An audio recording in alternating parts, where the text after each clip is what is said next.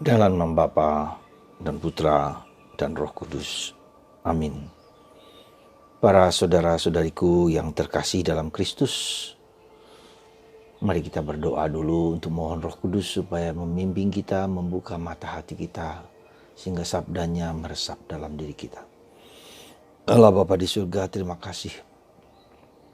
Betapa banyak yang telah Engkau lakukan bagi kami. Tapi seringkali kami lupa atau tidak mengerti tindakan perbuatan-Mu. Ampunilah dosa kami, bantu kami ya Bapa untuk memiliki kepekaan dan ketajaman. Meski secara tersembunyi kami lakukan, Engkau yang tersembunyi, Engkau tahu apa yang kami lakukan. Jangan biarkan kami menyombongkan diri, memamer-mamerkan apa yang menjadi milik kami, ataupun apapun juga yang kami rasa ingin kami tonjol-tonjolkan kepada orang lain. Bantu kami ya Bapa untuk melakukan demi kemuliaan-Mu, bukan demi kemuliaan kami sendiri. Terpujilah nama-Mu kini dan sepanjang masa. Saudaraku yang terkasih, pada tanggal 17 Juni hari Rabu ada pengalaman yang luar biasa indah. Bacaan pertama, bagaimana Elisa, murid dari Elia, mendapatkan rahmat yang dia butuhkan. Ketika Elisa mengikuti Elia, ya, entah pergi kemana, Elia mengatakan, udahlah kamu tinggalkan aku, kamu gak usah ikut saya. Tapi Elisa mengatakan tidak, saya akan mengikuti kemanapun kau pergi. Ini tipe seorang yang setia, tekun, mengikuti. Berapa kali Elia mengatakan itu kepada Elisa, ya, tetapi Elisa tetap mau mengikuti dia. Maka Elia bertanya, apa yang kau kehendaki dariku? Ya, apa yang kau kehendaki dariku? Elisa mengatakan, aku mengendaki 2 dari rohmu. Lalu Elia mengatakan, tidak mungkin aku memberikan itu kepadamu. Tetapi kalau engkau dapat melihat ketika aku naik ke surga, tandanya engkau mendapatkan hadiah itu. Dan terjadilah, kita lihat Elia kemudian naik ke surga dibawa oleh kereta berapi. Nah, ketika Elia sudah sampai ke atas, jubahnya terlepas, turun dan diambil oleh Elisa. Lalu apa yang dilakukan ketika Elisa sedang menyusuri sungai Yordan, dia mau nyebrang, lalu dia pukulkan jubah itu ke tepi sungai Yordan tersebut. Dan sungai Yordan itu kemudian seperti membelah, membuat Elisa menyeberang. Saudaraku yang terkasih dalam Kristus, sekali lagi tokoh Elia ini sangat penting dalam sejarah iman orang Yahudi. Kenapa Elia naik ke surga, tidak mati seperti halnya nabi-nabi atau orang-orang lain? Karena Elia memproklamirkan bahwa Allah adalah Allah yang hidup. Maka ketika Allah yang hidup, maka tidak mungkin dia sebagai seorang promotor, seorang pewarta sabda tentang Allah yang hidup, dia sendiri mati. Di balik dari seperti kalau bilang tradisi orang Hindu moksa, ya. Jadi Elia moksa. Di dalam Perjanjian Lama hanya Henok dan Elia. Nah, karena itulah maka bagi orang Yahudi ketika Elia naik ke surga dengan kuda berapi, dia tidak mati, ya. Elia lah yang kemudian akan datang. Ada yang mengatakan yang akan datang adalah pribadi Yesus atau Yohanes Pemandi, ya. Nah, jadi kedatangan Elia yang kedua itulah yang diharapkan oleh orang Yahudi. Dan itu menunjukkan kepada kita betapa sentral pentingnya Elia di dalam sejarah keselamatan. Karena dia membela Allah yang benar yang diwartakan oleh Musa. Musa lah yang memberi hukum, ya, kepada bangsa Israel. Siapa Allah itu? Dan harus taat perjanjian antara manusia, antara orang Israel dan Yahweh. Nah, Elia itu mengembalikan, ya, ketika orang Israel berada dalam mendua hatinya kepada Baal yang dibawa oleh istrinya Ahab, Yezebel, ya. Nah, di situ Elia mau mengatakan meluruskan kembali kepada Yahweh. Maka ketika terjadi pertandingan di Gunung Karmel, ketika Elia menantang nabi-nabi palsu dari Baal itu, dan ketika mereka mau manggil Allah mereka, ternyata tidak ada Allah mereka, bohong-bohongan. Tetapi Elia ketika mengadakan korban, dari langit muncul api yang membara, yang menghanguskan persembahan Elia. Saudara, Allahnya orang Kristen adalah Allah dari Kristen Yudeo, dari sejarah bangsa Yahudi, ya, sampai sekarang dalam diri Yesus, ya. Dan disitulah Tuhan mau menunjukkan siapa sebetulnya Allah dalam sejarah itu sampai kepenuhannya dalam Yesus, sampai sekarang kita demikian. Jadi sejarah historisitas dari agama Kristen, agama Katolik yang kita abdi itu adalah agama yang merupakan di mana Allah menyatakan dirinya, mengungkapkan dirinya secara penuh dalam Logos, dalam Yesus Kristus. Dan Logos itulah yang kemudian kembali kepada Bapa, memberikan kepada kita Roh Kudus, ya. Dan Kristus mendirikan gerejanya, Gereja Katolik ini, sebagai perpanjangan tangannya untuk melanjutkan karya tugas gereja. Nah, jadi saudaraku yang terkasih dalam Kristus, sekali lagi Elia dalam perjanjian baru nampak ditampilkan oleh Yesus ketika dalam penampakan di transfigurasi di atas gunung, ya. Di atas gunung itulah kita melihat surga itu seperti apa. Yesus yang berkilau-kilauan, bercahaya yang luar biasa, tak terkalahkan oleh cahaya matahari sekalipun. Di sana ada Yakobus, Yohanes, dan Petrus. Ketiga orang ini melihat surga itu. Itulah surga yang akan kita sembah. Kata dalam surat Petrus. Jadi Tuhan yang kita sembah itu adalah Tuhan yang bukan buatan manusia. Bukanlah omong kosong, bukanlah cerita-cerita seperti Baal, seperti buatan tangan manusia. Tapi sungguh-sungguh Allah yang luar biasa. Dan itulah yang kita sembah. Dan itulah yang dijanjikan Yesus kepada kita. Itulah yang dijanjikan Yesus kepada kita. Maka warisan yang berharga itu, iman yang berharga itulah. Ketika kita percaya pada Yesus, kita akan mendapatkan seperti warisan surga yang menjadi ketika yang diberikan Allah kepada kita lewat putranya Yesus Kristus. Ketika kita beriman kepada Yesus. Jadi saudaraku yang terkasih dalam Kristus, itulah, ya, nilai-nilai, jadi harta warisan yang diberikan kepada kita kalau kita menyerahkan seluruh diri kita kepada Yesus, ya, percaya kepada Yesus dan hidup bersama Yesus, untuk Yesus. Nah, pertanyaan yang seringkali agak ekstrim, tapi mungkin baik juga kita tanyakan, apakah aku berani mati untuk Yesus? Apakah aku berani mengorbankan hidupku hanya untuk Yesus? Itu pertanyaan yang sangat penting untuk menunjukkan kadar dari keberimanan kita, kadar dari kekuatan kita untuk mencari Tuhan. Sekali lagi, penting kita di sini seperti kata Yesus, carilah dulu kerajaan Allah.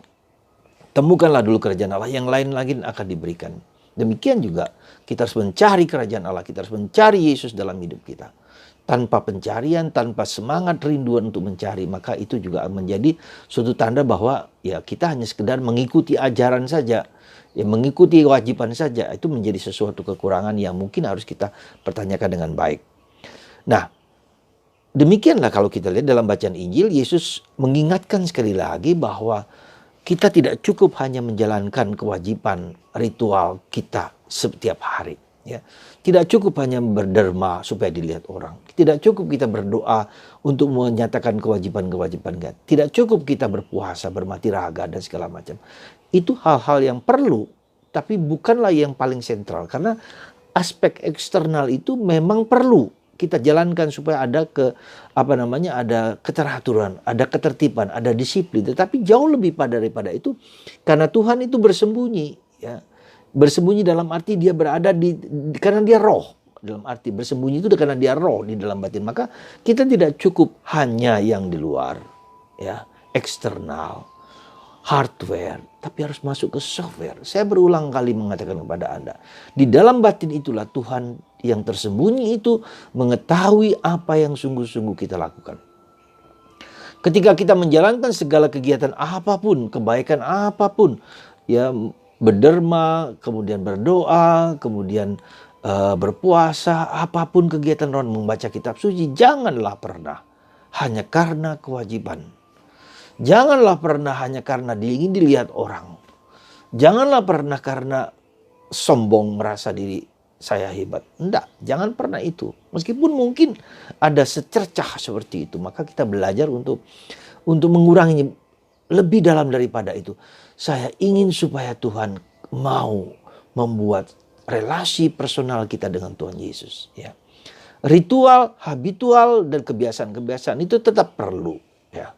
Yang kita lakukan itu sangat perlu, tetapi jangan lupa yang personal relationship, ya.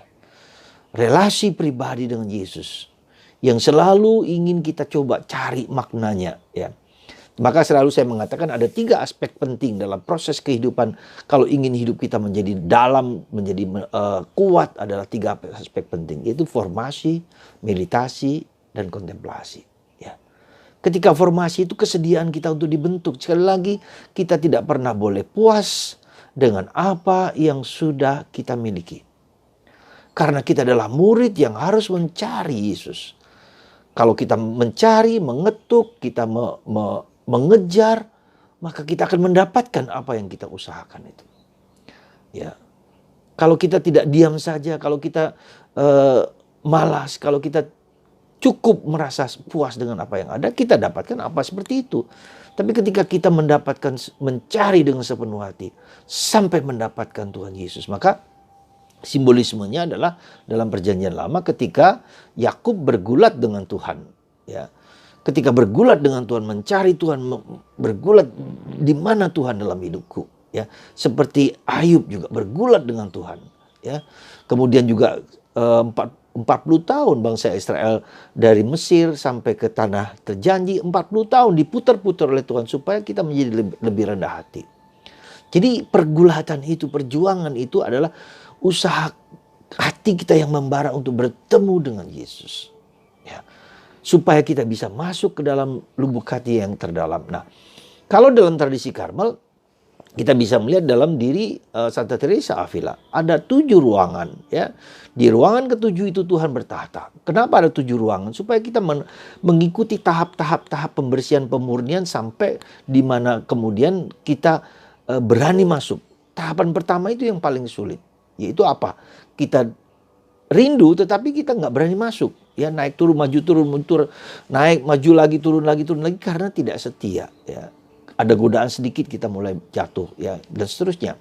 Jadi ketekunan pada tahap pertama yang disimbolkan oleh Santa Teresa Avila, yaitu dengan seperti kalau kita berdoa itu menimba air dari sumber dan menimba dengan air. Nah, itu kan berat sekali, ya. Jadi tahap pertama ini cukup menentukan, berat, maka kita harus tekun, harus setia, harus tidak mudah mundur meskipun mungkin kita gagal, ya. Lalu kemudian akan berkembang. Kemudian setelah itu mungkin dengan kerekan gitu kan. Kalau kita lihat kerekan dulu dengan air itu ada kerekan, lalu air masukkan, lalu nyiram taman dan seterusnya.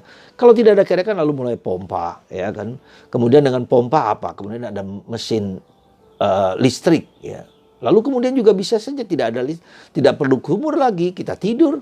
Tuhan memberikan kepada kita hujan deras untuk mengalirkan air itu.